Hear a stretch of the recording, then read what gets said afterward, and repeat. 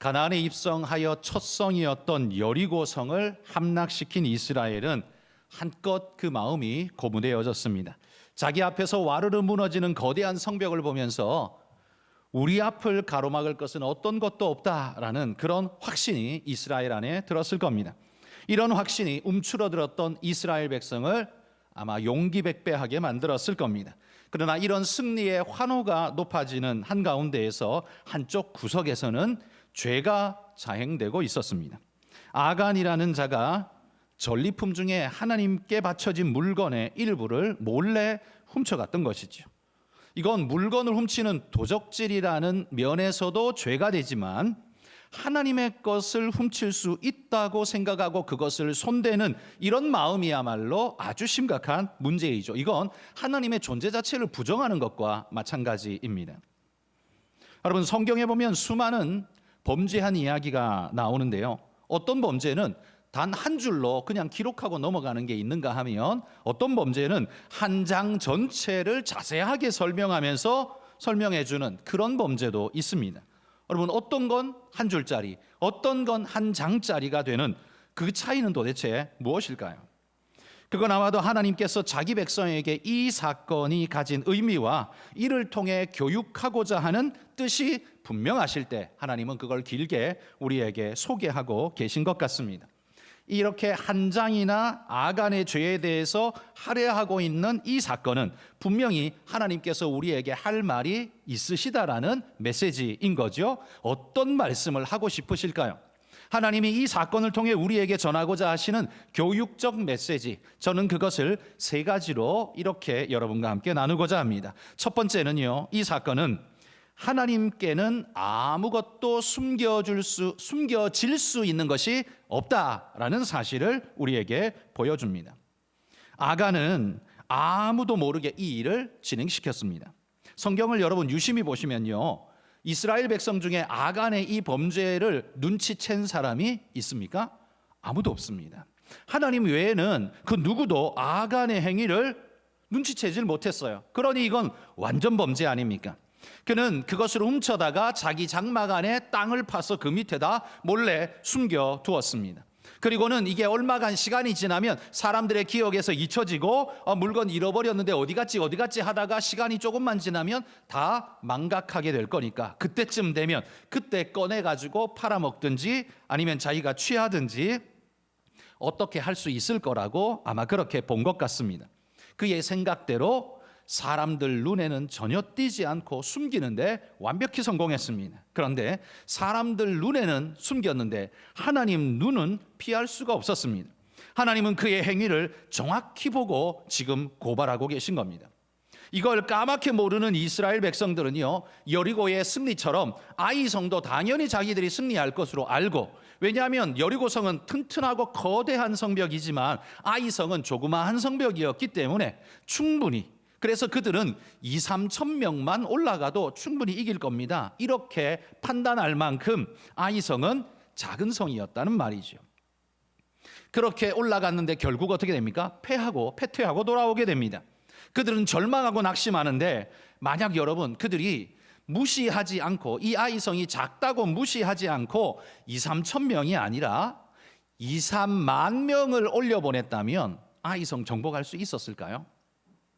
작게 보내가지고 패한 거 아니야? 많이 보냈으면 성공할 거 아니야? 여러분, 이런 생각 혹시 드시지 않습니까? 그러나 여러분, 제가 볼 때에는 2-3만 명을 보내어도 똑같이 패배했을 겁니다. 왜냐하면 이 아이성의 실패는요, 이스라엘의 죄 때문에 실패한 것이지 병력이 작아서 실패한 게 아닙니다. 이건 군사적 실패가 아니라 이건 영적인 이스라엘의 영적 실패였습니다. 이건 그들에게 패한 게 아니라 하나님이 막으셨기 때문에 패할 수밖에 없었습니다. 여러분, 하나님이 막으시는데요, 이스라엘이 2-3만 명을 보낸다고 한들 하나님을 뚫을 수 있습니까? 불가능한 일이죠.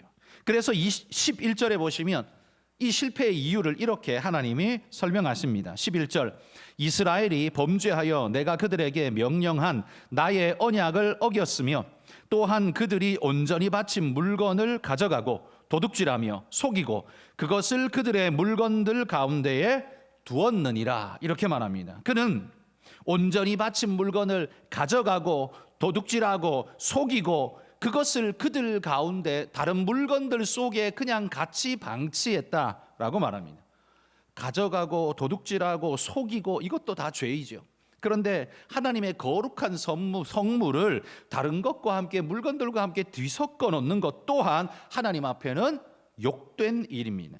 그러니까 온전히 이 아간은요, 이 물질에 대해서 물질이라고만 생각했지 하나님에 대한 생각이 전혀 없는 걸 볼 수 있죠. 아이성의 실패는요, 바로 싸움의 실패가 아니라 하나님이 이런 죄 때문에 이스라엘을 막으셨기 때문에 실패한 거였습니다. 그러면 하나님은 왜 막으셨습니까? 이스라엘의 죄 때문이라고 말합니다.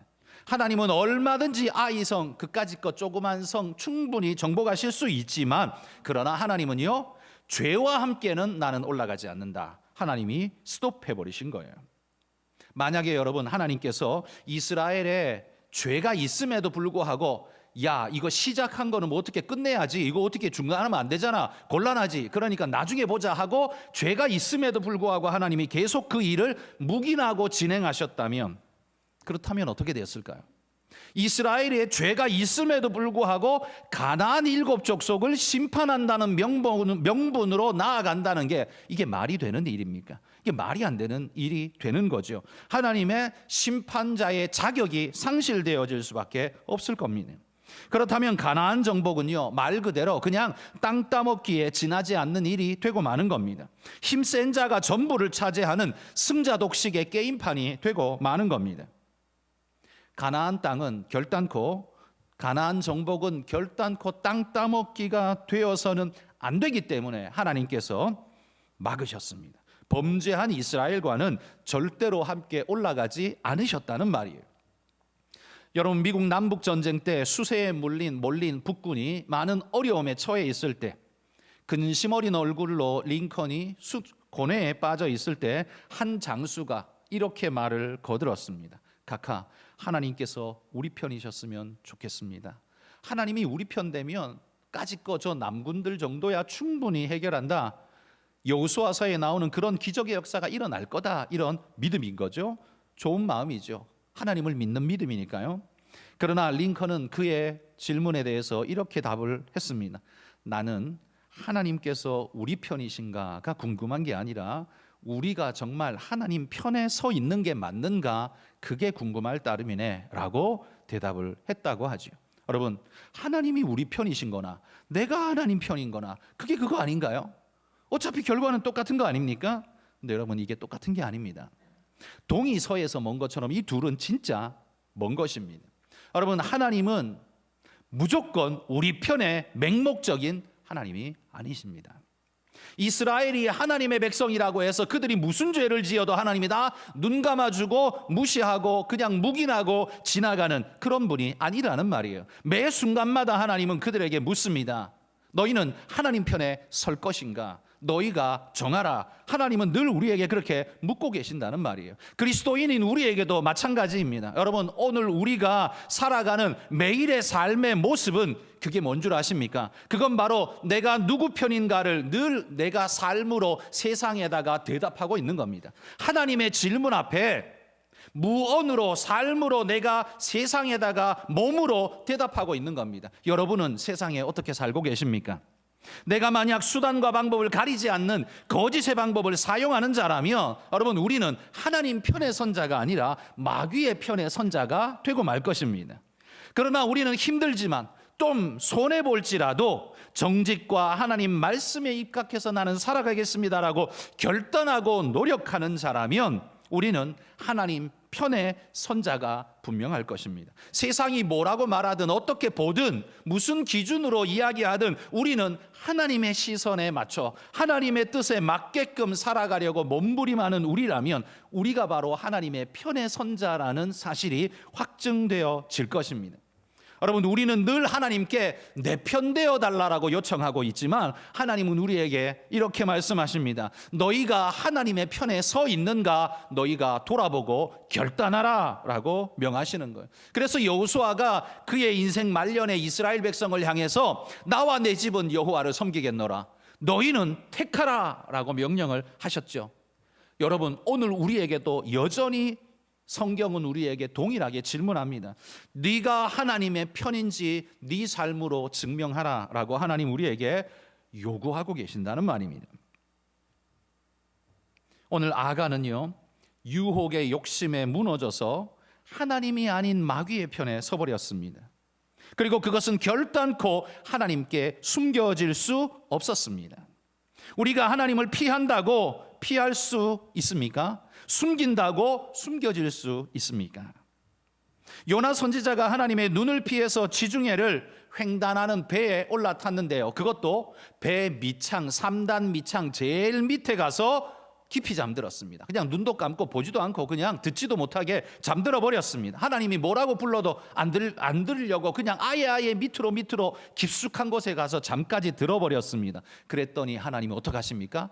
풍랑으로 배를 아주 그냥 흔들어 가지고 뒤집어서 털어내듯이 지중해에다 그냥 뿌려버리시지 않았습니까? 하나님 눈에 피하여 숨을 수가 없다는 거죠. 여러분, 다윗은 그래서 시편 139편 9절 10절에 이렇게 말합니다. 한번 읽어봅시다. 내가 새벽 날개를 치며 바다 끝에 가서 거주할지라도 거기서도 주의 손이 나를 인도하시며 주의 오른손이 나를 붙드시리이다. 방송실 앞에도 자막 나오게 하셔야 비대면 예배 드리는 분들이 자막 볼 수 있습니다. 내가 새벽 날개를 치며 바다 끝에 가서 거주할지라도 거기서도 주의 손이 나를 인도하시며 주의 오른손이 나를 붙드시리이다. 무슨 말입니까?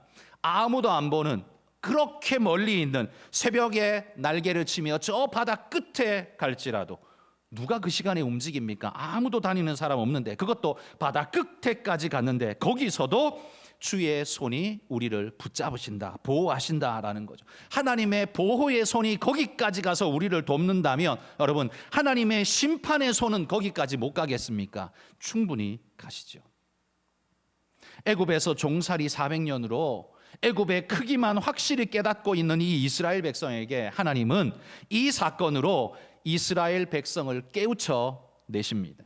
그 누구도 하나님 앞에 숨길 수 없으며 그 어떤 것도 하나님을 피하여 숨을 수 없다는 사실을 그들에게 깨우쳐 내신다는 겁니다.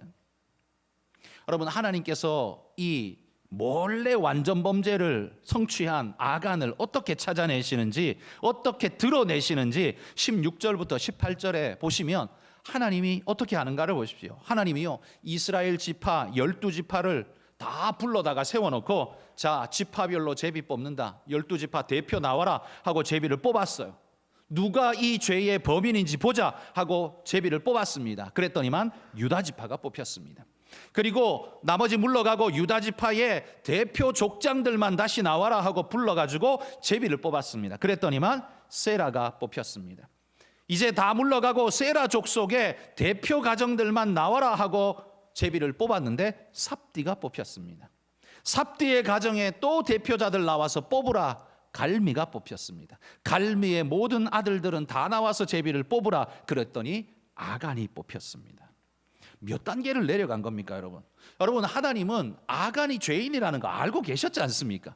그러면 그냥 야 아간 너 나와, 저놈이야, 이렇게 말씀하면 될 텐데 뭘 이렇게 수선을 떨면서 온 백성들에게 시간과 이 분주한 힘든 일들을 시키시면서 이렇게 제비 뽑기까지 하면서 어려움을 그들에게 주고 계시는 걸까요? 여러분, 이 아간을 뽑기까지 제비 뽑는 이 절차를 한번 상상해 보십시오.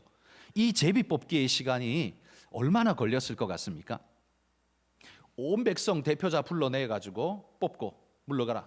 그리고 나머지 그 뽑힌 유다 지파의 대표자들 다시 나와라. 그들이 어디 옆에 다 나란히 옆에 서 있었겠습니까? 전부 다 자기 막사에 있다가 부르는 대로 몰려왔을 테니까 시간이 한참 걸렸을 겁니다. 이것도 한 5단계를 지나가기 때문에요, 아마 이 제비 뽑기만도 하루 종일 걸렸을 게 분명합니다.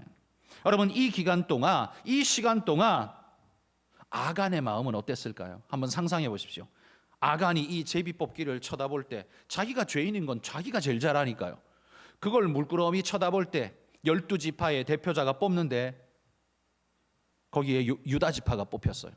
그건 뭐 그럴 수 있겠지 하고 생각했을 겁니다. 그런데 세라가 또 뽑혔습니다. 세라 밑에 삽디가 뽑혔습니다. 삽디의 밑에 갈미가 뽑혔습니다. 바로 아버지잖아요.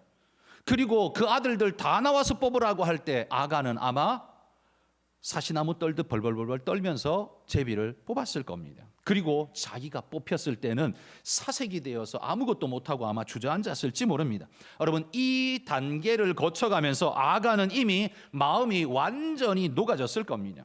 정신을 못 차리고 얼굴이 사색이 되어서 뽑히고 난 다음에 여호수아가 너는 이실 짓고 하라 라고 말할 때 둘러댈 생각도 못하고 이실 짓고 그대로 해버립니다. 내가 하나님의 전에서 이거 훔쳐서 신할산 외투와 금덩어리 은덩어리 이렇게 훔쳐서 내 장막 땅 밑에 파 묻어 두었습니다 라고 말합니다. 그러자 여호수아가 사람들을 보내 그거 찾아오라고 해보니까 진짜 땅 파보니까 그 밑에 숨겨져 있었던 거죠. 그 증거물을 딱 가지고 딱 내어놓자 온 이스라엘 백성들이 그걸 보고 있다가 어떻게 해요? 다 아마 탄식의 소리를 내뱉었을 겁니다. 아간이 그래 뽑혔을 때만 해도 긴가민가 했을 겁니다. 제비가 그냥 긴가민가 했을 거예요. 그런데 아간이 진짜 자기 실토하고 그걸 증거물로 찾아왔을 때 온 이스라엘 백성은 아마도 자기 입에서 탄식이 그냥 절로 터져나왔을 겁니다. 아, 하나님은 진짜 숨길 수가 없는, 속일 수가 없는 분이시구나 라고 한결같이 온 이스라엘 백성들이 다 소리쳤을 겁니다. 여러분, 하나님은요 가나안 땅을 살아가야 할 자기 백성에게 바로 이 사건을 통해서 이렇게 가르치고 있습니다. 이 단 한 사건으로 완벽하게 그들을 교육시켰습니다. 이 사건으로 인해 이스라엘 백성 중에요 하나님을 속일 수 없다라고 생각하는 속일 수 없는 그 하나님이라는 걸 확인하고 또 각인되어지게 되었을 겁니다. 이때부터 이스라엘 백성들은 그 누구도 하나님은 속일 수 없어 라고, 그래서 그 앞에 우리는 정직하게 살아야 돼, 이 사실을 깨닫게 되었을 겁니다.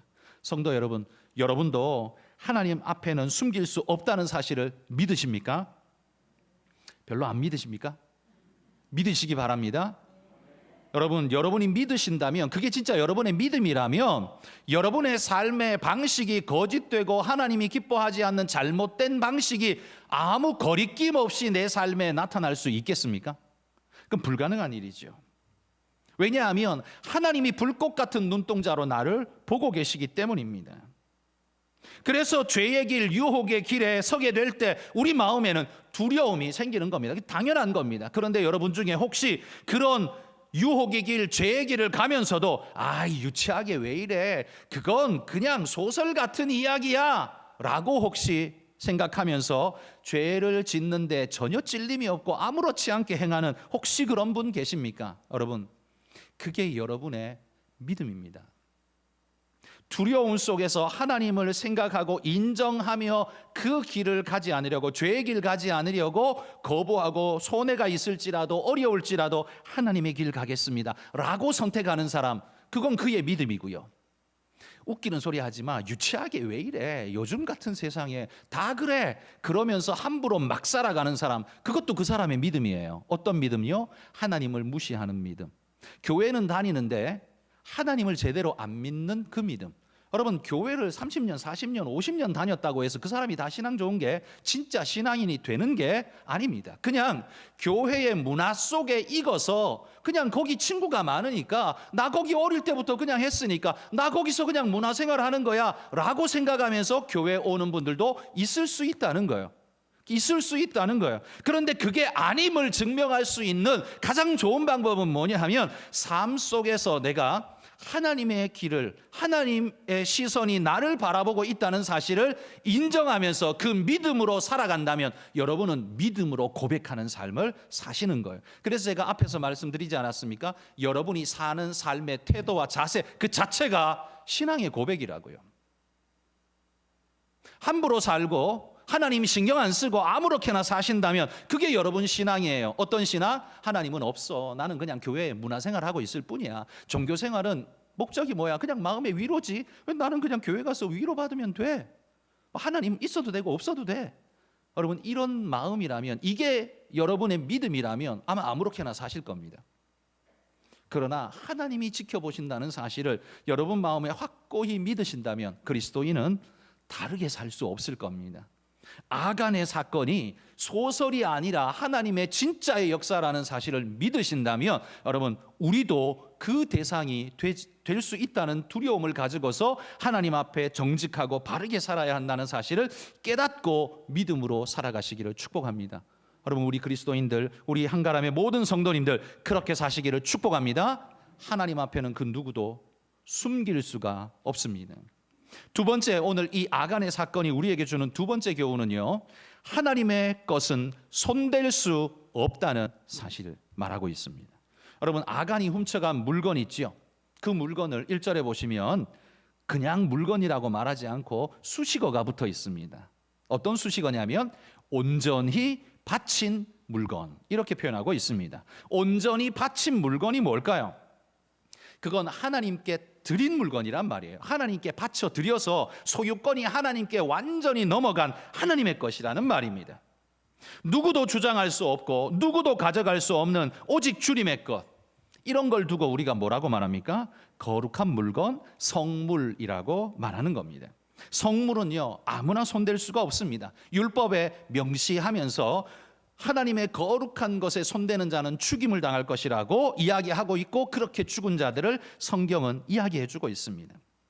그래서 하나님께서 특별히 지목한 사람들만 그 일을 할 수 있도록 그렇게 특별히 구별하셨습니다. 제사장들, 오직 성막 안에 들어갈 수 있는 사람은 제사장들밖에 없었습니다. 하나님의 성물 섬김을 할 수 있는 사람은 레위인들밖에 없었습니다. 지성소에 들어갈 수 있는 사람은 오직 대제사장 한 사람밖에 없었습니다. 하나님이 지목한 사람만이 그걸 할 수 있었어요. 왜? 하나님 거니까. 하나님이 딱 허가증 준 사람만 그걸 할 수 있었다는 거예요. 그런데 아간은요, 제사장 아닙니다. 레위 지파 아니에요. 그는 유다 지파입니다. 일반인이라는 말이죠. 성물을 손댈 수 없는, 손댈 자격이 없는 자라는 말이에요. 그러나 자격이 없음에도 불구하고 욕심이 그것을 침범하게 만들어버렸습니다. 성경에는요, 아간 말고도 하나님 것을 손댔다가 죽은 사람들이 몇몇 나옵니다. 다윗이 언약궤를 다윗성으로 모시고 가려고 너무 간절한 마음으로 행하기는 했습니다만 소가 끄는 수레에다가 언약궤를 올려놓고 갔습니다. 율법에는 분명히 제사장들이 메고 가라 그랬는데 소가 끄는 수레에다가 싣고 좋다고 가다가 소가 그냥 벌쩍 뛰면서 수레가 그냥 쏟아지니까 언약궤가 밀려 내려오는 거죠. 그러니까 우사가 그냥 반동으로 자동적으로 손을 갖다 대면서 막아서다가 죽어버렸습니다. 즉사했습니다. 우사는 참 억울한 거죠. 좋은 의도로 한 일이지만 하나님의 언약궤는 그 누구도 손댈 수가 없다는 이 분명한 사실을 보여주신 겁니다. 뿐만 아니라 신약교회의 아나니아와 삽비라, 그들은 하나님께 드린 헌금을 손대었다가 부부 모두가 죽는 결과를 낳았지 않습니까? 이 아나니아와 삽비라, 그들은 하나님 앞에 드립니다라고 교회 앞에 공포해놓고 이거 드립니다라고 해놓고 그 다음에 그거 팔아가지고 재산을 가지고 내일 갖다 드려야지 하고 집에 갖다 놓고는 쳐다보면서 무력이 계속해서 마귀가 유혹을 해대는 겁니다. 그거 쳐다보고 있으니까 이 금액이 얼마나 커요. 자기의 땅을 팔았으니 금액이 한두 푼이 아니죠. 그거 쳐다보고 있으니까 계속 유혹이 되는 겁니다. 그러다 보니까 이거 뭐 꼭 다 바쳐야 되나? 그러면서 뚝 떼가지고 내 주머니에 넣고 나머지는 교회에다 드리면서 이렇게 말했습니다. 이것이 전부입니다. 그랬더니 어떻게 됐습니까? 그 자리에서 부부가 다 즉사하고 말았습니다. 그런데 이 아나니아와 삽비라 사건이요, 이 아간의 사건하고 굉장히 좀 특별한 비슷한 형태를 띠고 있습니다. 아간도 언제 일어났냐 하면 가나안 땅에 들어가서 첫 발을 내디딘 가나안 초입에 이 사건이 일어났습니다.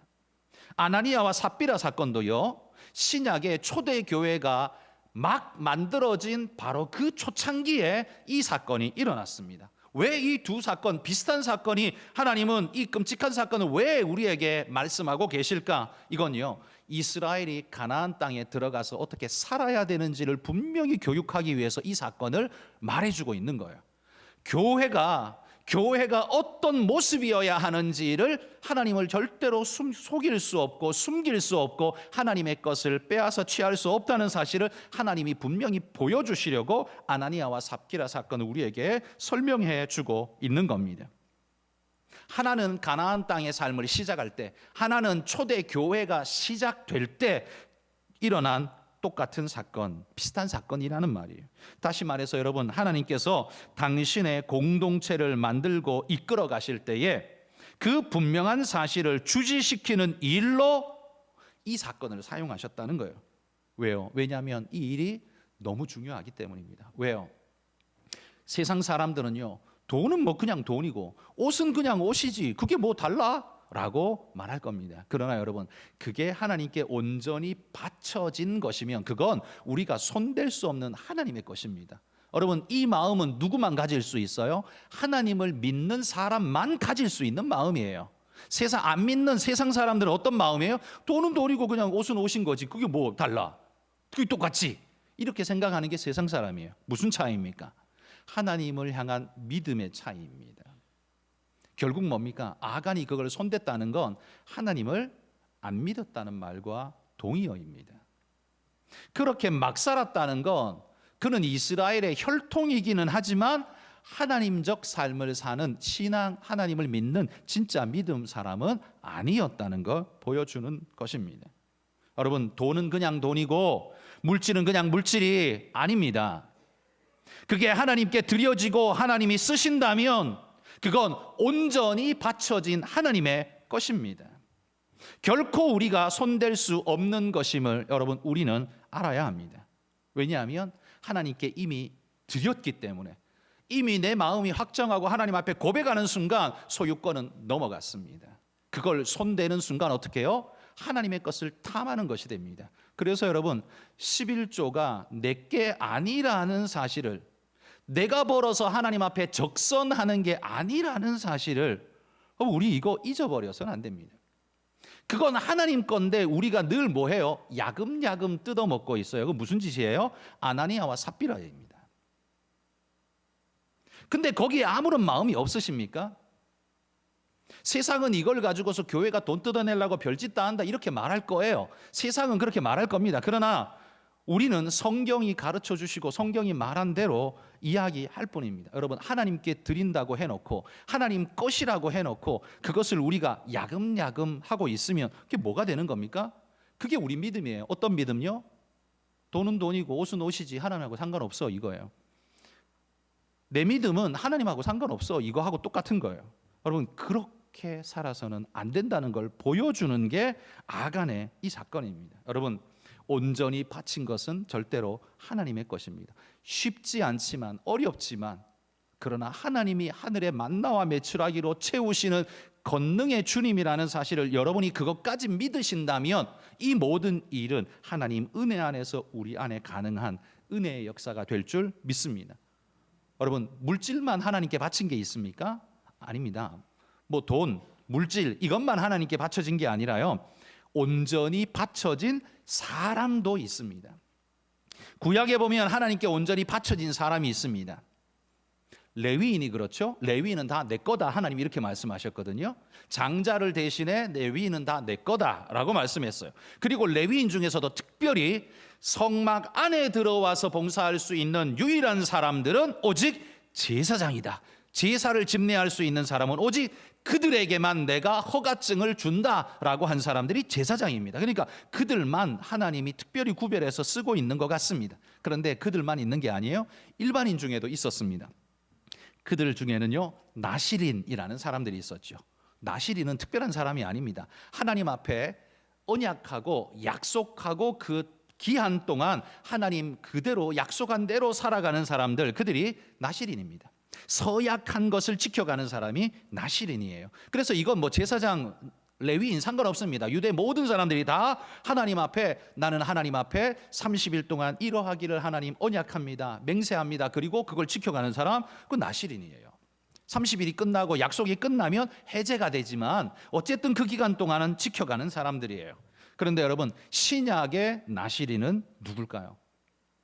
하나님과 언약하고 맹세하고 그거 지켜가겠다고 헌신한 약속한 사람들, 신약의 나시린은 누굴까요? 저는 그게 그리스도인이라고 생각합니다. 왜냐하면 여러분들이 세례 받을 때 하나님 앞에 맹세하지 않았습니까?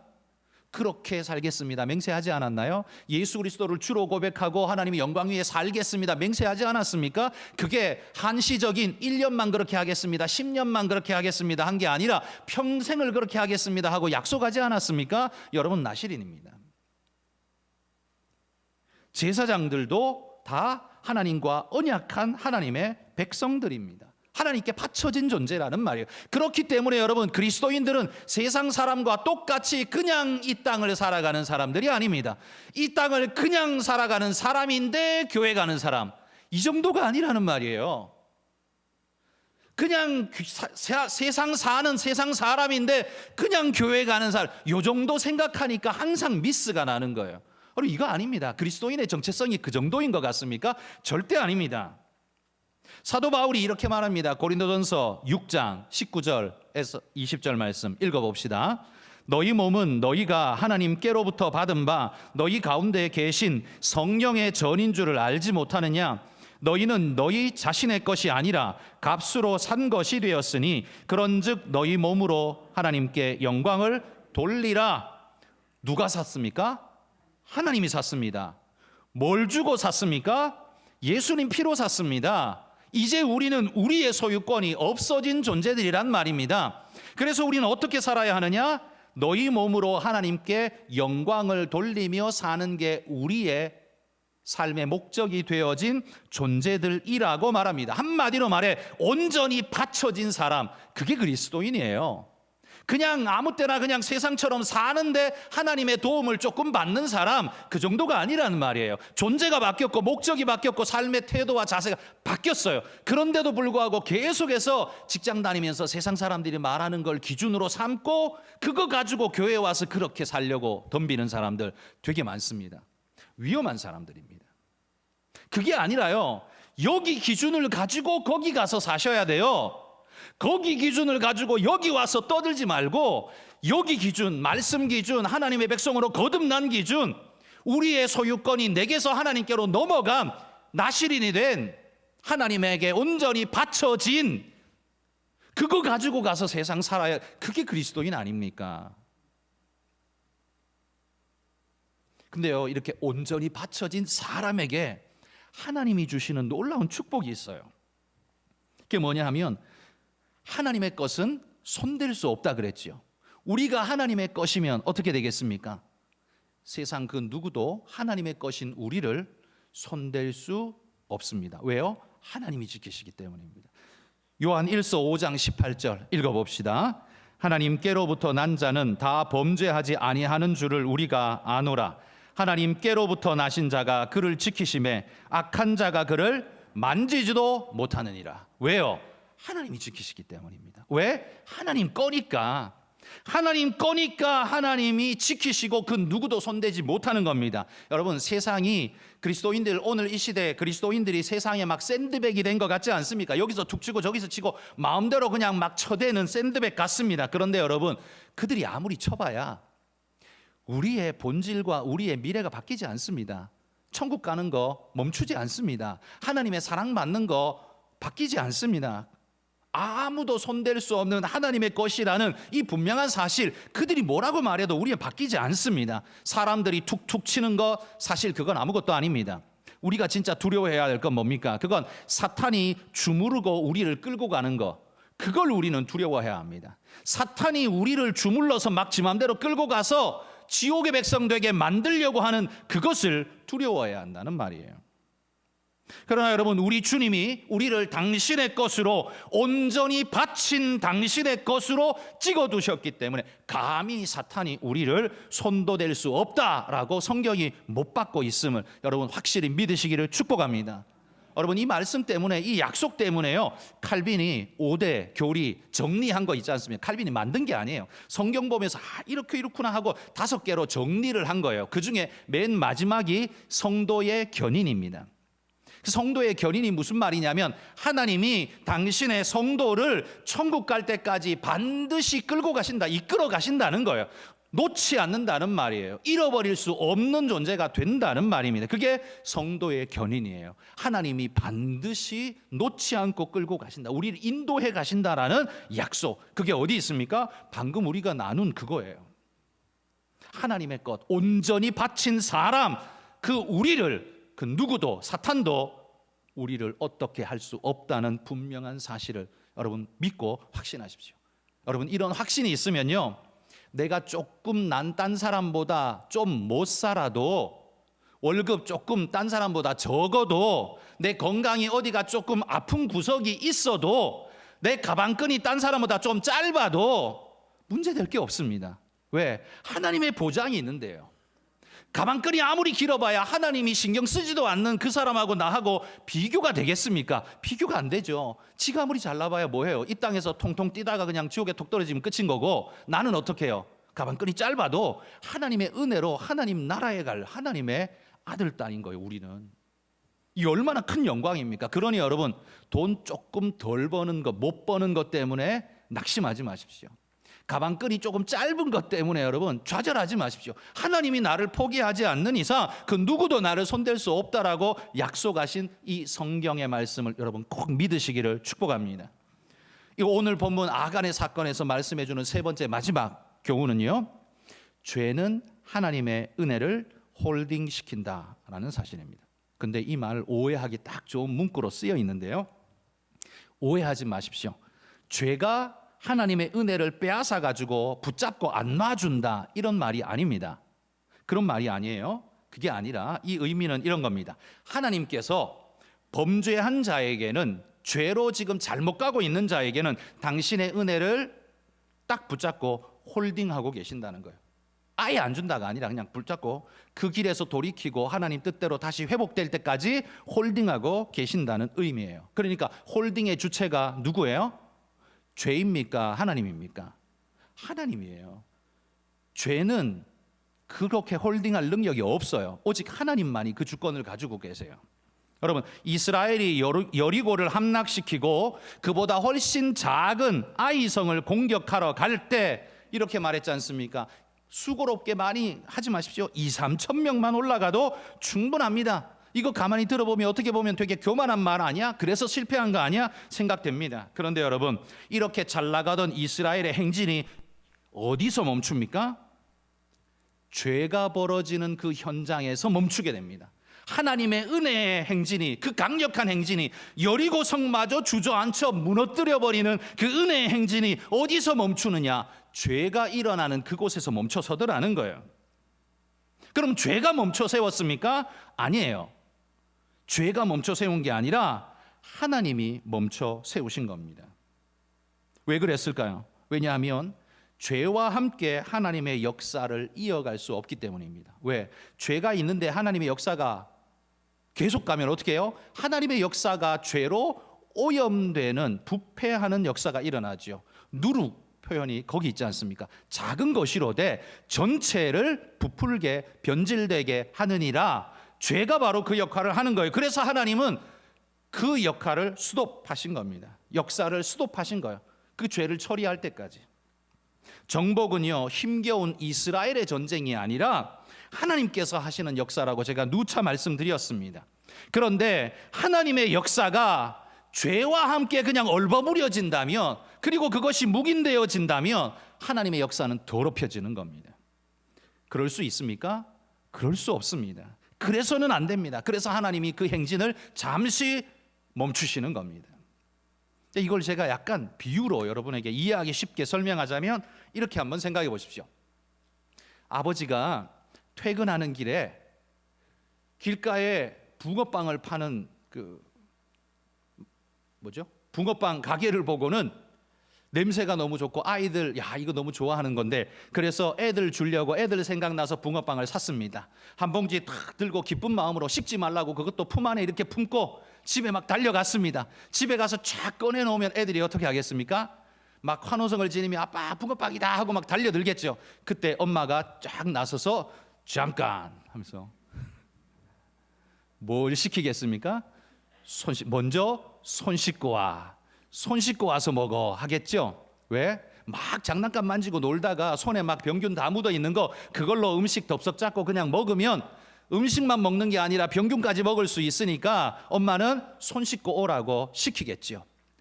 붕어빵 안 주려고 작전을 펴는 건가요? 아니죠. 붕어빵은 그의 것이에요. 붕어빵은 그 자식의 것인 게 확실해요. 그 대신 그 자녀를 위해서 붕어빵만 좋은 것만 먹이고 이 병균은 떼내기 위해서 손 씻고 와라고 하는 거란 말이에요. 여러분, 우리에게 하나님이 회개를 요청하시는 이유가 뭐겠습니까? 믿는 우리에게 회개는요, 구원의 필수 조건으로 작용하는 게 아닙니다. 이미 예수 그리스도를 나의 구주로 믿는 우리는, 예수 그리스도에 의해서 우리의 모든 죄가 씻음받은 우리는 일상에 살면서 잘못하는 그런 죄들이 우리 안에 허물들이 나타날 때 아무런 느낌 없이 난 예수님께 구원받았으니까 나는 뭐 아무렇지 않아, 괜찮아. 이게 구원파예요. 하나님이 그렇게 살라고 한 건 아니에요. 그것에 대해 찔림도 없고 거리낌도 없으면 안 돼요. 왜? 아까도 말했다시피 죄가 있으면 하나님의 행진이 멈춘다고 했습니다. 우리와 함께 하지 않는다는 말이에요. 하나님이 잠시 홀딩한다고 했습니다. 그걸 정리하고 깨끗게 해야 하나님이 우리에게 은혜를 폭포수같이 부어주는 역사가 있는 겁니다. 여러분도 경험하시죠? 여러분이 하나님 앞에 무슨 몰래 범죄를 저지른 게 있으면 교회에 와서 말씀 들을 때 어떻습니까? 편안하게 말씀이 쑥쑥 들어옵니까? 아니요, 찔림이 있어가지고요, 고개도 잘 못 들고 고개 숙이고 있습니다. 아멘이 아니라 아무 말도 못하고 그냥 숙이고 있습니다. 그리고 찔리니까 자꾸 뒤로 갑니다. 그러다가 예배도 자꾸만 덜 나오게 됩니다. 왜? 찔리니까. 교회 가면 자꾸 찔리는 것 같으니까. 뭐가 그렇게 만듭니까? 죄가 그렇게 만들어요. 죄가 우리의 은혜의 행진을 가로막고 있는 겁니다. 우리가 하나님 앞에 즐거이 뛰어나가려면 뭐가 필요합니까? 그 죄를 하나님 앞에 회개하고 처리해야 합니다. 물론 예수님이 우리의 모든 죄를, 우리의 구원을 위한 죄는 다 처리되었어요. 그러나 그런 하나님 앞에 허물지고 연약하고 하나님의 영광을 가리는 어떤 일이 있으면요, 그걸 하나님 앞에 내어놓고 고백하고 깨끗하게 하나님 앞에 내어놓는 작업이 필요합니다. 그리고 손 씻듯이 순결함으로 하나님 앞에 서는 것이 필요합니다. 여러분, 구원받은 우리가 죄와 동행하고 죄에 끌려다니게 되면 은혜의 행진이, 하나님이 주시는 은혜가 잠깐 홀딩될 수 있다는 말이에요. 지금 여러분에게 혹시 은혜의 행진이, 하나님이 내게 참 풍성한 은혜를 주셨는데 요즘 내가 마음이 무겁고 하나님이 멀찍이 떨어져 있는 것 같고 조금 뭔가 이상하고 혹시 있으십니까? 하나님이 돌아보게 하시는 때일 수 있습니다. 하나님 앞에 돌아보고 허물지고 연약한 게 있으면 다 내려놓고 회개하고 주님 은혜 앞에 간절히 나아가시기를 바랍니다. 여러분, 그러면 하나님의 폭포수 같은 은혜가 우리에게, 하늘의 붕어빵이 우리에게 주어지게 될 겁니다. 그 은혜가 주어질 때 우리는 행복과 기쁨과 감사가 충만하게 될 줄 믿습니다. 오늘 여러분, 우리 중요한 세 가지, 이 아간의 사건을 통해 세 가지 가르침을 배웠습니다. 첫 번째, 하나님께는 아무것도 숨겨질 수 없다는 사실 믿으시고 그대로 행하시길 바랍니다.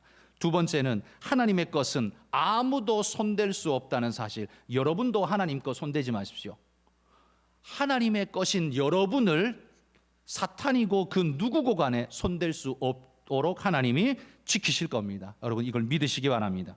세 번째는 죄는 하나님의 은혜를 홀딩시킬 수 있기 때문에 우리가 죄를 멀리하고 순종하는 마음으로 은혜를 따라가는 자가 되어야겠다라는 결심으로 그렇게 살아가시길 바랍니다. 그러면요, 대한민국의 법전이 뭐 그거 다 필요 없습니다. 말씀대로 살면 순결하게 살 수 있습니다. 말씀대로만 살면 완전하게 살 수 있습니다. 그게 우리한테 좀 어렵기 때문에, 불가능하기 때문에 어렵지, 그러나 그걸 사모하며 가는 사람, 지키려고 노력하는 게 아니라요, 하나님을 사모하며 가는 사람은 그렇게 살 수 있습니다. 여러분, 우리 모두가 그런 은혜의 사람들이 되시기를 축복합니다.